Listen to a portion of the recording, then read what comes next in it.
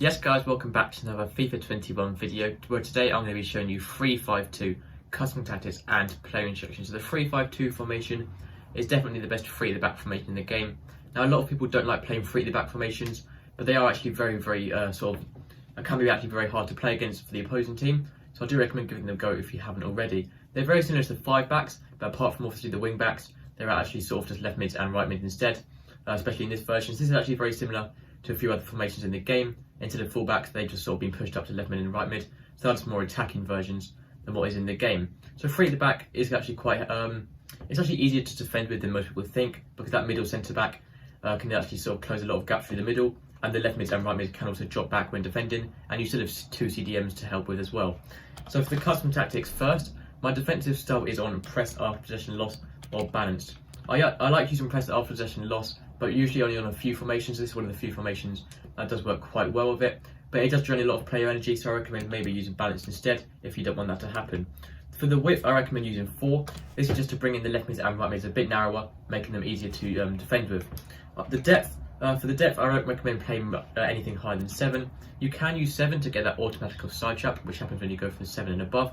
But personally, I prefer to play on about 4 or 5 depth, because it is only 3 at the back, and you want to make sure your left mids and right mids are dropping back when defending. So personally, I like to play on 4 width, 4 depth, but you can maybe put 5 or 6 if you want to.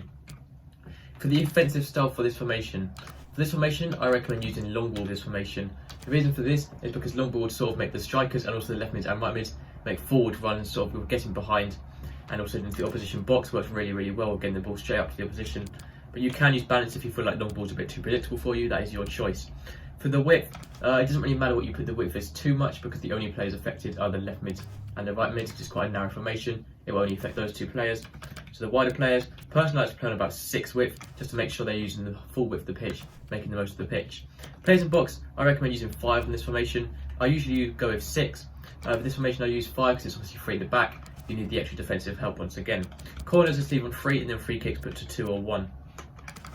For your strikers, you want to stay central, so they're staying in the centre of the pitch in line with the goal. You also want them both to be on getting behind, so making forward runs through the defenders, which works really well with long ball.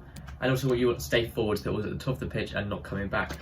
For the cam, you want to stay forward as well, so they're helping out the strikers, and you'll get into the box of course to once again overload the box and to help out the strikers once again, making runs into the box. For the 2 CDMs, for these you want cut passing lanes on both of those. You also want cover centre, so they are staying in the centre, and you want to stay back while attacking. That is quite important. You do want to stay back while attacking on these, because otherwise it's going to be much harder to defend with, and these 2 CDMs are very important when defending, as you only have 3 defenders.